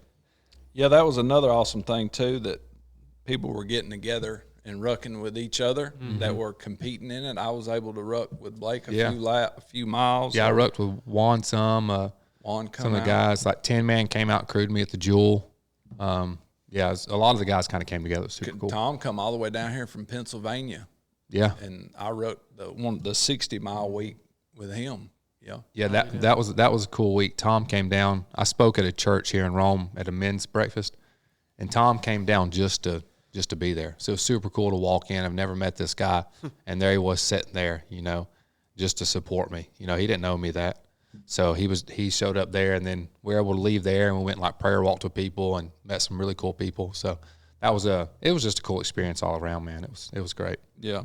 So 3 mile, that was good strategy on that. That's exactly where I would have done that too. That he took first on that, right? Yeah, first that week. Yeah. Okay. Yeah, the closest was Tom with 8:43, I believe. You say that's what you would have done until you started trying and you fell over and the 60-pound rucksack hit you in the back of the head. That was my fear, that I was going to get to rolling down through there and fall. Oh, a 60-pound ruck is stout. No joke, 7-11 pace for 3 miles with 60 pounds, no matter how you do it, is probably about as fast as you can possibly do that. Yeah. Truly. Yeah. I mean, you ain't doing it. Nobody's doing it much. Yeah. That's ridiculous. The thing, it bounced around a lot. Just because I had so much weight stacked, because I was using an old pack, and I don't know. If I would have tightened it down better, I think we could have. Yeah, shaved a few seconds off. It just maybe. Bounced so much, and I had to fix my straps constantly, every minute or so. So yeah, it was good. So week 6 was most distance with 20 pounds, and I think everybody was ready for that. Yeah, that 20-pound week. Blake finished that week with number 4 with 98.2 miles. That was pretty much the week there that sealed Tom and you in the 1 and 2. Yeah, and that was the week. The Jewel was that weekend, so I knew then I wasn't going to post a lot of miles. We moved on to week 7, which was the fastest 4-mile run back to the 50 pounds. Blake come in 5th with 9:37 pace there. The interesting thing about that is that once people seen that they could possibly get into the top 5, when they seen a lot of the people that maybe was holding back or didn't think they could even make it to the race, them jokers started moving, son. Yeah. I mean, they started putting in miles and there was Derek Rosen. Was he on your rock? Yeah. I bet he attempted that 4 times just Yeah. to keep moving himself up. He really, after the rock course, he really turned it on that Ruck challenge. That was probably my favorite week there, was the fastest 4 mile with the 50. And this one, we did this. I put this in here for Chad because he wanted an 18-mile ruck. Week 8 was fastest 18-mile 30-pound. That was the worst one. That came Really? Yeah. That coming off the jewel. Yeah. That came from SEAL qualification training. When we went out to land warfare for SEAL qualification training, the first thing that we did when we got to Nyland, which is where we did land warfare, is we did an 18-mile ruck. And I remember very vividly, it collapsed the arches in my feet. And I'm a good runner, man. But I limped around because the bottom of my feet were hurt so bad. I limped around for a week after that, doing, running IADs and patrol to contact drills out there in the desert. But I remember that ruck, and I'm so glad you guys added that to the challenge. That means so much to me because of all the things I've forgotten about my training, that dang 18-mile ruck in Nyland was something that I will never forget. Because, it's a tough effort, especially when you go hard at it, because it's long enough that it's going to really hurt, but it's like the perfect distance. It's short enough that you're still like, I can go hard. Yeah. You know what I mean? If it was a 50-miler, then you would have to hold back and pace yourself. But that was the week with the least amount of participation as well. 16 competitors did that week, and Blake placed second at 10:25 pace. That was my worst week. At mile 9, I was like, holy smokes. You quit, and then you restarted again. No, I didn't. Yeah, that was I placed 14th that week. You mentally quit in the middle of it. So talk to me about why was that the most difficult? Because that's interesting to me. Some of those previous weeks sound to me like they would have been more difficult, but you said that was the most difficult single effort. Like I said, I think it's only because I ran the jewel 3 days before that. Yeah. So coming off that, my body just wasn't ready for that effort. Like I waited 4 or 5 days and ran it towards the end of the week. But I felt pretty good going out, but about halfway into it, I was like, I was not ready for this. Like I could tell my body didn't want to do it. Like my knees were hurting, like my IT band, like I could just tell. But at that point I was like, I'm not just going to run half of it. Stop. Like if I have to walk it, I'm going to do it. So I just did it anyways. But, and ended up taking second. Yeah. So. Yeah. It's a dang good effort. I think, I guess everyone's body is different, and depending on how much experience and time you have ultra running. But I think for a general rule, it takes about a month to fully recover from a 100-mile race. Yeah. If everything goes well, obviously, and you don't get any injuries, you don't twist your ankle, pull any muscles, anything like that, everything goes perfect. You run hard, a 100-mile race, which is the Georgia Jewel. Blake said he did the week prior to this 18-mile ruck. It takes about a month to be back 100% from an effort like that. So you're doing this 18-mile ruck literally 4 or 5 days after that effort. So you're nowhere near recovered. No, I don't recommend that. Like this, that's not cool to do. Like if you run a 100-mile race, I don't encourage you to go out the next week and like try to put down some 18-mile run. I mean, it's silly. You need to take the time to recover. But I would say I didn't have a choice, but I had a choice, but I wasn't going to not compete. Yeah. It just wasn't going to happen. So then we moved to week 9. And these 2 weeks here, the fight for number 4 and 5 was going on, and it was real interesting between Chris Wheat and Cass and a lot of those other guys trying to get into the race. And Cass, this was his biggest week. That joker really stepped up. Like I said, he didn't have any elevation where he lived. And this was most elevation for the week with 20 pounds. Cass, real quick, got number 4 with over 16,000 feet. where he lives, that's a lot of time and a lot of miles. Yeah. Brandon Ranger, of course. Should have climbed up that big tooth peanut. He should have. Blake was recovering that week. He finished 14th with 2,093. Yeah, I barely competed. Yeah. So What happened? Were you injured? Were you? I just I knew at that point that I didn't really have to compete. You know, I mean, it was locked in, and nobody. This is the first time anybody's going to hear this, but Tom called me that week. Well, yeah, it was that week. Me and Tom talked on the phone, and we were like, you know, do we compete this week and take top points from guys when we don't have to? Yeah. Or like, is that selfish, or is that us being committed to what we signed up for? So there was like this internal battle that we had to talk through, and like, you know, what's the best thing to do? Like, we don't want to just lay down on these guys. Like, they still need to earn their spot because that's what we signed up to do. And me and Tom both committed to compete, you know, not to just give it to guys at the end. But at the same time, it's like, you know, there were a lot of guys, like Cornbread said, that were a few points away, and like the top 5 could have shifted easily. Mm-hmm. So if we didn't compete and that more points were available for guys, you know, like if I would have took first, there's a guy in there that needed those 10 points to barely make the top 5.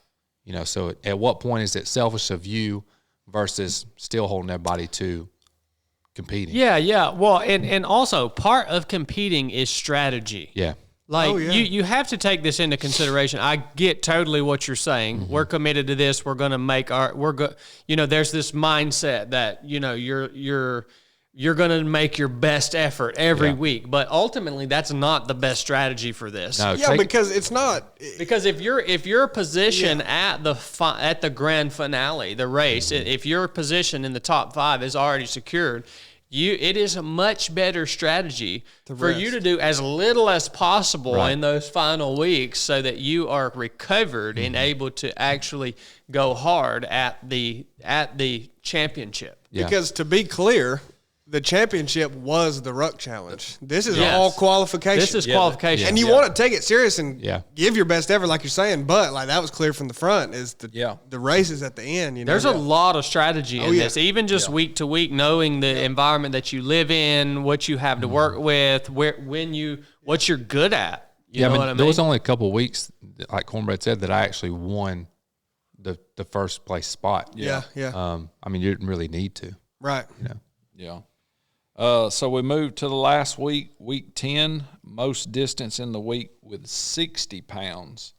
And Cass showed out again to make it into the 5th spot. He got 3rd with a little over 59 miles. Blake got 8 with 31.3 miles.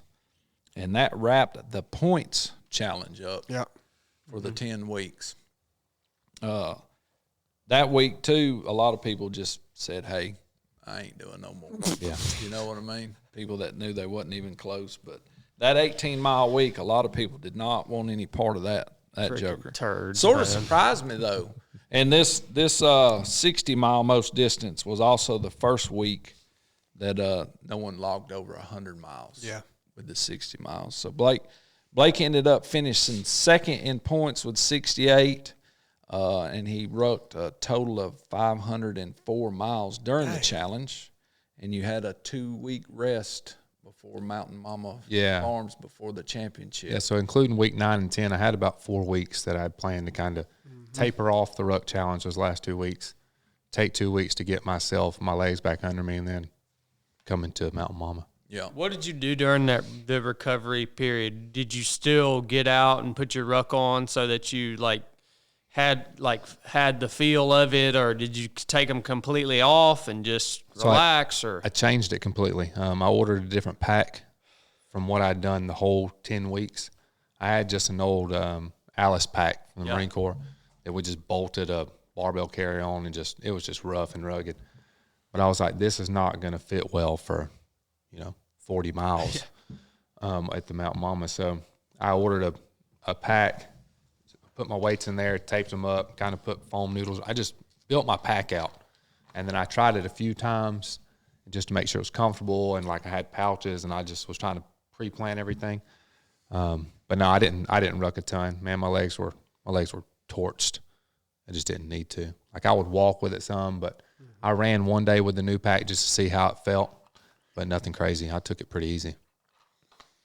So then 4 competitors, 4 of the 5 showed up at Mountain Mama Farms Classic for an 8-hour, 40-pound ruck for the championship.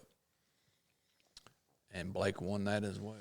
Well, let's talk about that morning showing up for that. Like, By a lot. Where you obviously knew you had some insight onto who you were competing against because you've been able to see their numbers. You kind of know their strengths and weaknesses and all this. I mean, were you feeling nervous at all? Were you confident that you had it in the bag? Like, how were you feeling that morning? Yeah, before the race started. I mean, just to be truthful, I felt pretty good about it. That's the first race I showed up to where I mean, you can't know 100%, but I pretty much knew I was going to win that day. That makes a huge difference. I just knew it. I didn't picture it any other way. There was nothing in my mind that thought, I don't win this thing. And my plan coming into it, and I may have mentioned this to Chili on the course, was I was planning to come out and lap everybody. Yeah. That was the plan. And then once I lapped them, I was just going to stay with them the rest of the race because I would always be a lap ahead. So that was the plan, and that's ultimately what ended up happening. That's what happened, yeah. But there was some downfalls of that too. I saw Chili a couple days later. I was kind of telling him about it. Going into the race, I was going to run 40 miles. I thought that's what I can do with the time I'm given and that weight on that course. And I thought if that's enough to win it, which I was pretty sure it was, I said, then so be it. But something shifted in me. Once I lapped them, it was right at the 21-mile mark. I was halfway through my time. So I was on pace to hit my 40 miles. But when I lapped them, it switched in my brain. Like I was satisfied. Mm-hmm. Like I stopped pushing because I didn't have to. So I got complacent and just got lazy, honestly. So I took it super easy the next 3.5 hours. And I regret that deeply. But, I mean, I did win, which I'm grateful for, and it was a great experience. But I let myself down more than I intended to. Mm-hmm. And as soon as I got in my truck to leave that race, it was eating at me. And I stopped 30 minutes early, which was just dumb. I finished my last lap, and it was like 7 hours and 30 minutes. And I knew I couldn't finish another lap, but I told myself before I started that I signed up to run 8 hours, and that's what I was going to do. But I got to that finish line, and guys were standing around, packs laying on the ground, and I thought, you know what, I'm kind of tired of wearing my pack too. I took it off, and I stood there for 30 minutes as the race ended and just watched people come in. Mm-hmm. And I wish I wouldn't have done that. I wish I would have went out and ran out of time on the course and then came in, even if it didn't count. Yeah. Yeah. Well, that I just have to say this because that sounds so much like me. Like, that sounds crazy to people, but I've finished races that I did well in. I kind of met my goal in a way, but, I mean, I literally left pissed. Yeah. And I mean, I think that's good to hold yourself to that high of a standard. You know what I mean? That even if you win or meet your goal, if you feel like you didn't give your best, to not be happy with that. Yeah. But I don't know. That you can take that too far. Oh, yeah. Have you found that? Yeah. Yeah. Like, certainly. I mean, I don't know. It's like sometimes when you don't ever let yourself, or not let yourself, I can't explain it. I've seen some negative consequences of thinking that way. Like, just, I don't know if you have too, but it's something you got to be careful of because you can't compromise your standard for yourself and just say, it's okay but you almost have to acknowledge you're human. Yeah. Like, not and be okay with that, but it's like, man, if you win a bunch of races and you just leave just pissed, like, yeah, I mean, that doesn't, I don't know, man. I've done that too, and that hasn't produced anything good in me, you know what I mean? Or out of me. Like, being that way, it hasn't given me better results. I'm not sure the way you should look at that, Well, look, man, I think we should acknowledge reality. The reality is you're not going to ever get your best effort out of yourself. Yeah. And the closest that you can get to getting your best effort is when you have someone there who is just as good as you. Yeah. that or a little bit better than you. Yeah. That's the one element that you can't plan for. And even when you don't, I think you should strive for. I mean, you should hold yourself to this standard. Yes, but the reality is you're not going. It's almost an impossibility for us to, because if someone was there that you were competing and they were right ahead of you, you're gonna do a little bit better than even you holding yourself to the standard of your best effort. When you've already lapped everybody, it's wild, who's out there and who you're competing against. Yeah, I mean, had Tom been on my heels or right in front of me the whole time, I would have ran 40 miles if that's what it took to beat him. Yeah, you know, but it's just like you said, it's hard to do. Well, we have to acknowledge that. You've seen it with the other three competitors, even though they had been lapped. Jacob was trying his best to catch Tom. Yeah, and when they come in on their last, Jacob was right on his heels. Cass had a lot of ground to make up to catch Tom and Jacob. And by golly, he almost did it on his last lap. Mm-hmm. And his hamstrings was wearing him out. He pushed hard, dude. He sure did. He almost caught him. Yeah. How many total miles did you get at Mount Mama? Maybe 35. 35. You finished 10 loops. Yeah. I mean, it's wild to me that you think. Well, not that you think, you showed you could have about got 40. That is that's so ridiculous to me, man. Like, that's 5 miles an hour for 8 hours with 40 pounds on a course that doesn't make it's not a track either. No, you know? So I mean, that's amazing. Did that day go perfect for you? Did you have to work through any unforeseen issues or things with your body or nutrition or gear? Or? I think just with some of the hills and stuff and the extra weight, like my quads were blowing up early on. And I still haven't figured out the nutrition side of it and salt and I'm still learning. Really? Use BPN stuff, right? Yeah. So I've been using their stuff since I really started running. I used it at y'all's Sloppy Floyd race back then. They're partners here at 307 Project now, BPN. Yeah, their stuff's great. I use all their stuff, so all the GM1 stuff. But as I've been figuring that out, I've gotten a lot better. But even that day, I could tell early on that my legs were cramping up or something. But I haven't really had in any race yet. I haven't had to the point of where my body's just failing me. It's been a nutritional thing that I was able to fix and remedy pretty quickly, like the salt being off or something. So I mean, I bounced right back from that and figured it out. And it's you just sometimes you don't eat enough or take enough salt. Yeah, I think I'm losing more. Yeah, and you don't have stomach issues, right? No, you're blessed with that. Well, I train, so I train with the stuff I eat. So I'll train with gels and GM1. I eat the same things weekly training that I do when I race. Yep. I don't change anything, but I'm getting ready to order one of the salt monitor things. Mm-hmm. So tell me how much I'm losing. So I'm going to use that before we go into this next race, so I'll know, so I can get a little more dialed in. So with that 10-week qualification and the amount of effort that you guys put into that for that 10 weeks, it's setting you up for a serious performance on race day for sure, because you've worked through so much over the course of that 10 weeks. If you're doing well and then you're in that top 5 position, it's almost like a forced, intentional training block. The qualification period is, you know. The thing that stressed me out the most wasn't until race day. So when I showed up to race day at Mount Mama, it might have been Chili or his wife. They were there were a lot of people that knew me and they were like, hey, we're expecting you to win. And that pressure, I hadn't felt that until that moment. I never show up to race and people were expecting me to do well. Yeah. Usually I was kind of flying under the radar, and if I didn't do well, nobody cared. If I did, it was who's this guy? But on that day, people were expecting it out of me. Mm-hmm. So I was. But you did too. Yeah. I mean, I did. Yeah. Yeah. But just showing up, we were standing around that campfire, and I'm talking to Porter, and there's people there at the fire talking about me and Tom, and they don't even realize that I'm standing at the fire with them. So there's just this pressure coming from everywhere. I'm I don't have a choice now. I'm going to win this thing. This is what's about to happen. I also can't stress how important it is to know that you're going to win. Yeah. I don't know. I mean, I don't know. Well, I actually do know how you create that mindset. You create it through training. prior to a race. You create it during this qualification, 10-week qualification period. Like, you forge that mindset during training.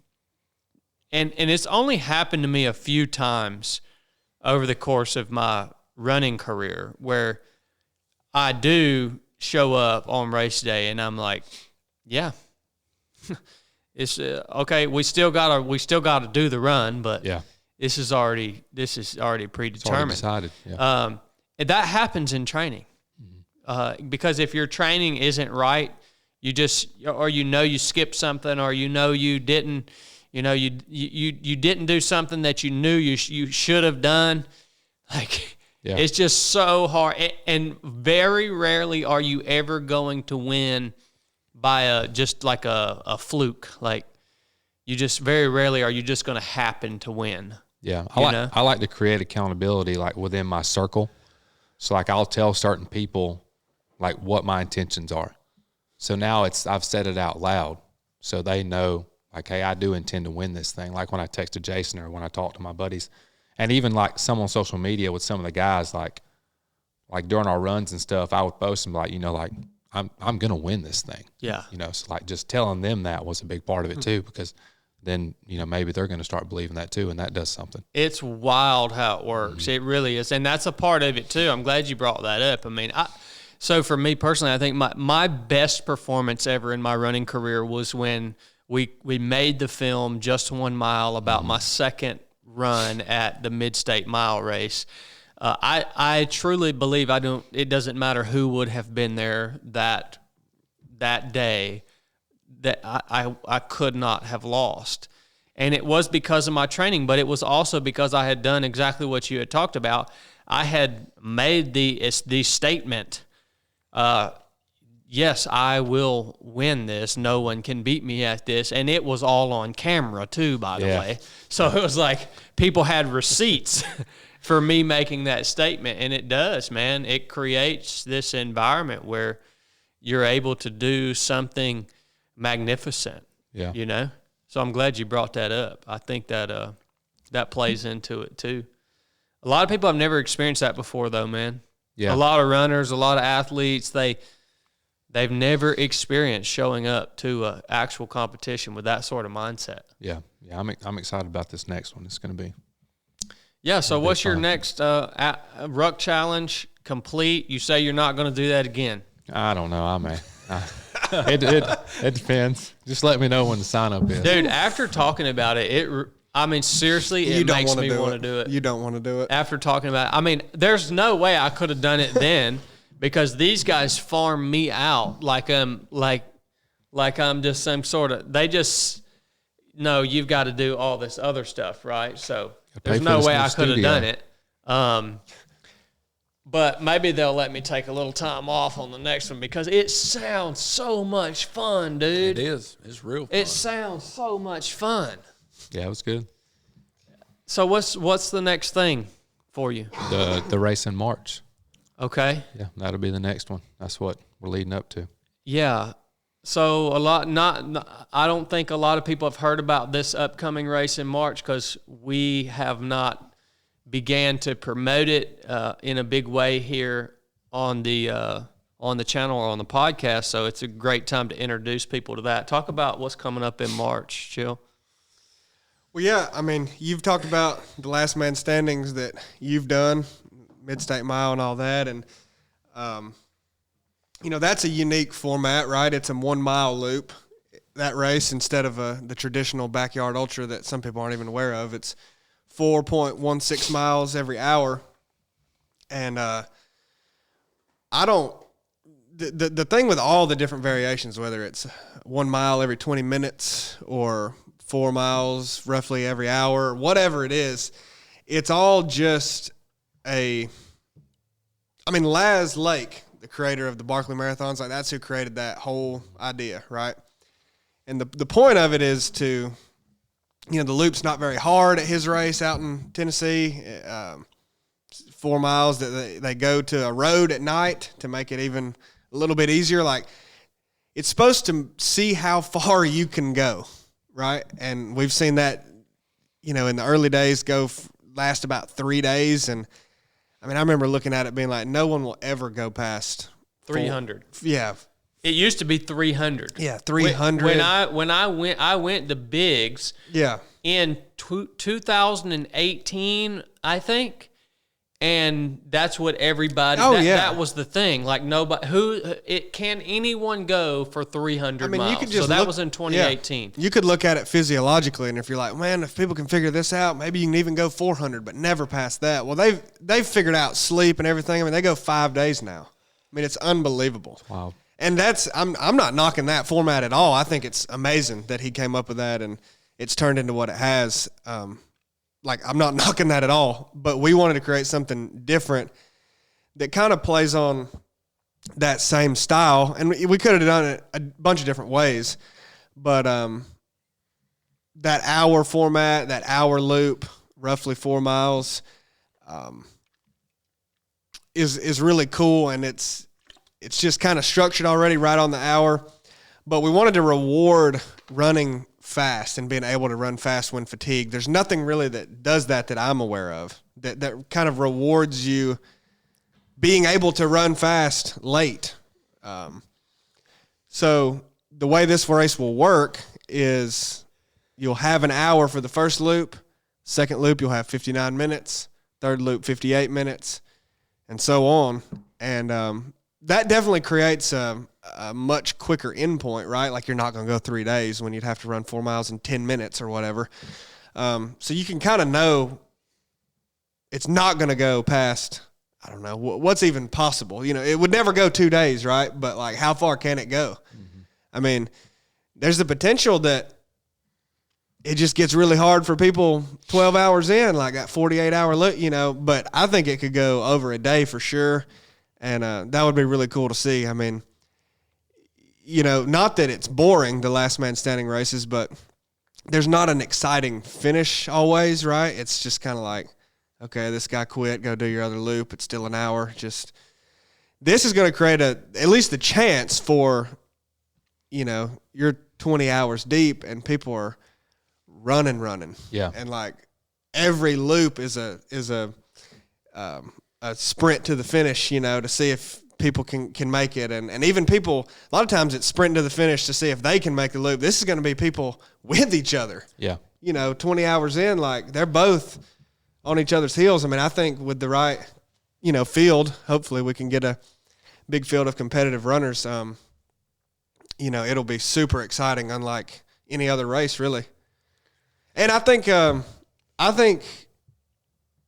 mean, this would appeal to me to run, for sure. Yeah. Just because. Oh, yeah, me too. Because, like, I think it's. I mean, I don't think we're going to compete in it, but I would. Maybe we will one day. I don't know, but like it excites me, the thought of, man, how far could I go with the time cutting down like that, man. So I don't know. I hope it appeals to other people. I think it appeals to you. I mean, why does it appeal to you? Because I think it should appeal to you because I think you're going to be good at it. Yeah, but I like the format. Just looking at it and laying it out the way I have so far is, I think that it's not going to be until about 20 loops in that you start to see that you're going to have to run me too. hard. Yep. I'm not going to say you can take it easy for 20 laps, but no, you know what I'm saying? It's relatively easy to run 4 miles in an hour, even 40 minutes, 50 minutes. So I think at about 20 loops is when it's going to start. That's when the race starts. Yep. You know, that's when it will get to where you've got to plan how much rest do you need or do you want, and like what do you have to do. I'm not like a super fast guy, but I can run fast late if I need to. Yep. So I think that'll play well, and I just have to be very patient. My plan is just to kind of put my ego away going into it and say, look, it doesn't matter how I look the first 20 hours. Yeah. It's all about, you know, just like that 10 weeks. I didn't have to win the first 10 weeks.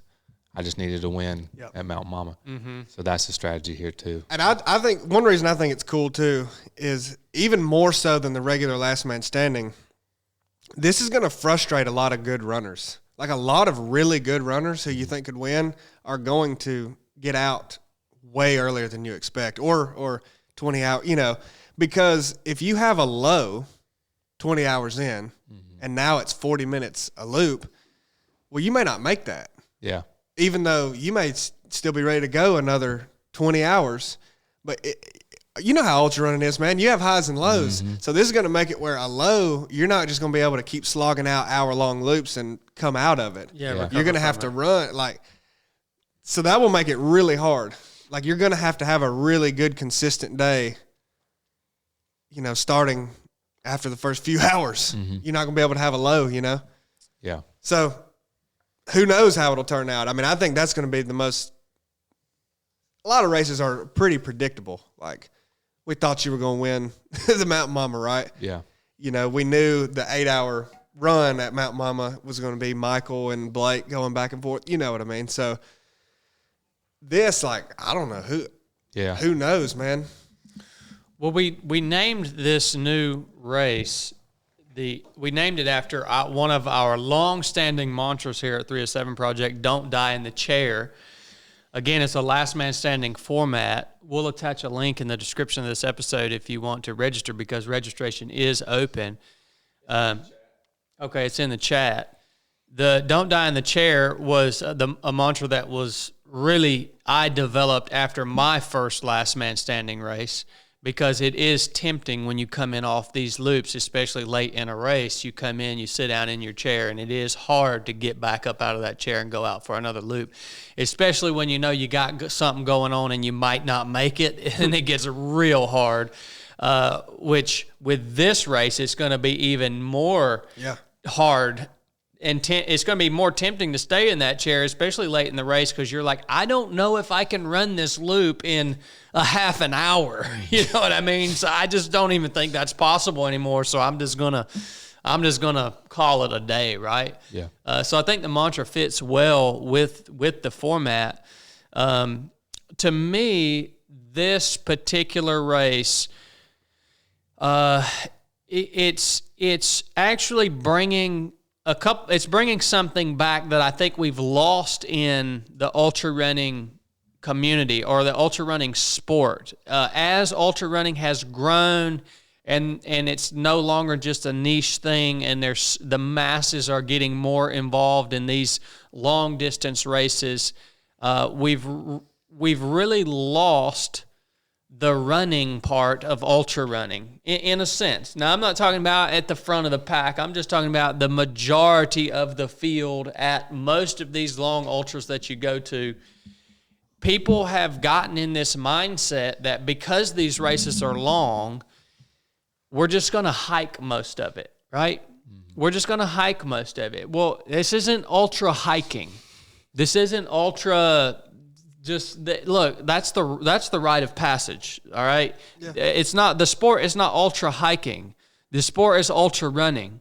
So we're making the running component of ultra running a necessary part of this race. Okay, you are going to have to be able to run this loop, not shuffle. At some point, if you're going to be competitive here, you're going to have to be able to run this loop. I love that. Another thing that I think this race does is, again, you've got a good handful of athletes who have figured out this last man, the traditional last man standing format, because it has been going on long enough that now they've gotten it down to a science. But what most of you guys don't know is that these athletes who are competitive now in the last man standing format, they go from the finish line of the race to the hospital almost every single time. They leave the race, and if they win or they get in some of the top spots, they're leaving there and they're going straight to the freaking hospital with some serious crap wrong with them. Yeah. Okay? So what that's created is an environment where if you want to run an established last man standing race, you have to be in a position in your life where you are willing to do something that is indeed going to put you into the dang hospital when you finish it up, right? And that's cool. If that's what you do, then that's what you do, man. But some of us have other responsibilities, or we're at a point in our life where we're not able to be competitive because you have children, you have a family, and you can't necessarily die to go out and win this race, right? Be inconvenient. Yeah, it would be pretty inconvenient, right? A few years ago, I was totally fine with that, right? That was my mindset. So this is really creating an environment where you have to be a runner, you have to run, but also you can be assured it's going to be extremely difficult, but in a unique way. The difficulty is going to be totally different than a 500-mile slog, and it's not because of the nature of the format or the design of the format. It's not going to be a race that's going to put you out of running for the next 2 or 3 months. Just put you slap out of commission, right? And I was actually talking to Sam Harvey the other day just to kind of button up this thing that I've thought quite a lot about. Sam Harvey is one of the best last man standing competitors in the world right now. He's from New Zealand, and that's his favorite format. But he said, "Look, man, I can't run one of these last man standing races anymore unless there's like a world title on the line, because I know I'm going to have to go so far to win." And so he's now only able to race, once a year. And, that's what he does. That's his lane. But he knows what it's going to do to him to actually win.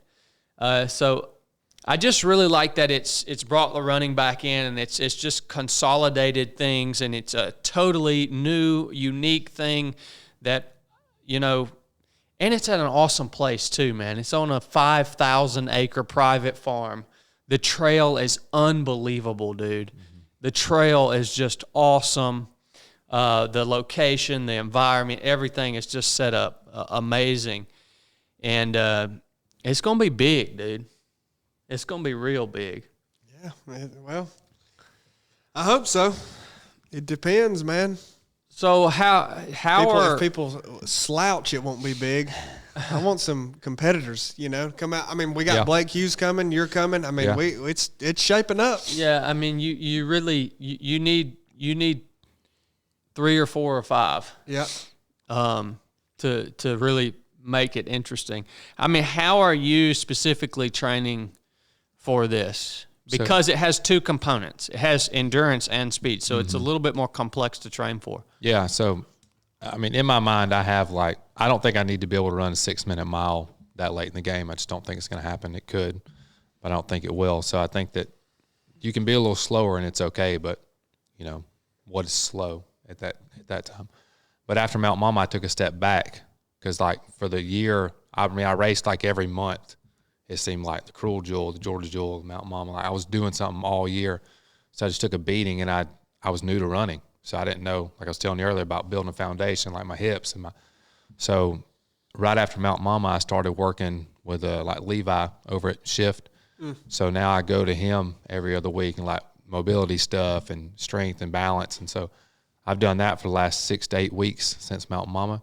So I'm just now getting back into stacking miles up. So I'm in the second part of the block for this race, but I'm really just going to train kind of just how I'm going to race. At some point I'll do simulated race days. I may run 5 or 10 4.2 loops on the hour every hour just to get that feel. And I'll run the same one, just kind of get that monotony of the same loop, because that's another thing when you're out there, you keep running that same circle and your mind can start to you just got to be used to running. It's like going around that track 100 times in the morning. It takes a long time to do 30 miles on a track, and it gets daunting. But I think that mentally prepares you too for just that. It's fine. Oh, yeah. It's fine. Just keep running that same circle. So it's going to be fun. There's 2 ways for me that day to win. It's obviously to win, to be the last man standing. That'd be awesome. But my goal, if I can't do that, would be just to go until I cannot go. If I have to crawl that last lap, even if I don't think I can get it, I'm gonna full send it and try to get it. I mean, I would leave there happy, even if I got 10th, knowing that I left it out there that time. I could finally push to see what I'm made of. I saw Chili bear crawl a lap one time on a last man standing race. He's never been able to beat me. Another thing about this particular race that one thing that I like is that the actual course is on private property, so no one can go out and run the loop and prepare in that way prior to the race. So even if you're local, you don't really have access to the loop. You would have to know certain people and stuff like that. But I like that because some of the other races, when we used to do races out of Sloppy Floyd, local guys could go out and train on the loop, which gives them a significant advantage. Same with the Georgia Jewel. If you live around here, you have a significant advantage to be able to train on that course and know where all the turns are ahead of time and not have to stay so mentally locked on. But with this, everybody coming from all over the country, wherever they are, this will be the first time anyone's ever seen the loop, and it's going to be new for everyone. They're not going to know what to expect. I don't even know how much elevation gain is on the loop. We got to go out and track it. I don't know that we'll announce that or not. But I wouldn't. If I could train on that loop and I was doing this race, I wouldn't because you're going to be so used to it. Yeah. I wouldn't even do it. Well, yeah. You're going to learn it the first few laps. Yeah, by dark. I'm staying off of this thing. By dark, you're gonna probably be halfway tired of it. So. Well, that's awesome, man. When when in March that is, Chill? 28th. 28th, yeah. 28th, so end of March. Yeah. Very end of March. So there's still plenty of time to train if you guys want to get in on this. Outstanding. Well, we covered a lot of ground, dude. I enjoyed so much hearing what went down at the Ruck Challenge because I'm just getting little snippets along the way, and I wasn't able to be there at the actual race. So it was really cool for me to get to hear that firsthand. What was challenging, how you worked through that, and to hear your testimony. And Lord willing, I'm going to get to be out there with you and whoever else shows up to the Don't Die in the Chair Last Man Standing race in March and get to see you guys firsthand do your thing and encourage you guys and push you guys. And that's going to be a fun day, man. Yeah. So. Tech wants to know if you want to do super chats. Yeah, we'll do super chats. The tech room. Yeah, guy. Oh, Blake Wright, how's your neck? Here, I don't know how to do these, Chili. You don't know how to read? Let's see. From Frog, that's got to be Tom. PHROG? Yeah. That's Tom Brandon. He always wanted to be a Navy SEAL, but he ended up being a sorry Marine. Tom Brandon, $40 super chat. Good Lord, Tom. Blake Alvey is the real deal. I agree. True champion for God's kingdom. I love that guy. Appreciate it. Thank you, Tom. Thank you, Tom. Harvest McCullough. Hold on. Is Tom doing our Last Man Standing race? He's not signed up yet. He's not signed up. That's sorry, ain't it? Tom, what's up, dude? Where you at, Tom? Oh, man. Harvest McCullough. Do you know him? Yeah, I know Harvest. Who was he? A guy running two pole racing. Oh, okay. $20 super chat. I didn't know he listened. Dang, he's got some money now. This super chat sponsored by Chocolate Milk. There you go. Get you a jerk. Selling them drugs around Dallas, man. That's right. He said, Get that coin. So cool to hear Blake's testimony. Truly an inspiration. God bless you all. Thank you, Harvest. Appreciate it. That doesn't sound like a drug dealer. He's changed, man. What does that mean, sponsored by Chocolate Milk? Get you a jerk. See, that sounds like a drug dealer. But the second part didn't. Huh. Anyway, Jimbo Jobs 2819 with $1.99 says, NC Gill Netter here. We listen while we fish. Thanks. Outstanding. North Carolina gill netter. Thank you, guy. Oh, man. Tom Brandon again with $20 super chat. Blake, I knew going in you were going to win also. Proud to have competed with you. Well, this is like one of the few times that our live audience has gotten an interview episode. They're usually posted later on. So. Yeah. That's true. Jekarat with a $4.99 super chat said, I'm not going to read it. It's about no, I have to. It's that last month, a 59-year-old grandmother got the women's world record for the most push-ups in That guy paid $4.99. He pays $4.99 to say that week after week, huh? Yeah, it's retarded. Thank you, Jack. It didn't happen. Anyway, is that all? All right, that's all, says Tech. Well, thank you guys for the super chats, and thank you, Harvest McCullough, for Harvest, straighten your life out, guy. It's ridiculous to be out there selling drugs to people, kids and stuff. We've got a future youth minister on the podcast today. Yeah, really. Good gosh. current 2 days. Well, yeah, I mean, that's not current, Chili. It'll be Well, current in 2 it's days. official. Not ordained yet. Okay, well, that's Current in 2 days, guy. All right, Blake, thanks again, brother, for taking thank time you. out of your Thank day. We'll see you guys in, I guess, Monday, Lord willing, and we'll have Blake back on after he wins the last man standing race in March. yeah. Let's To do talk it. about what goes down there. So, Hope this ages well. love you guys. Enough said. What about that Jack?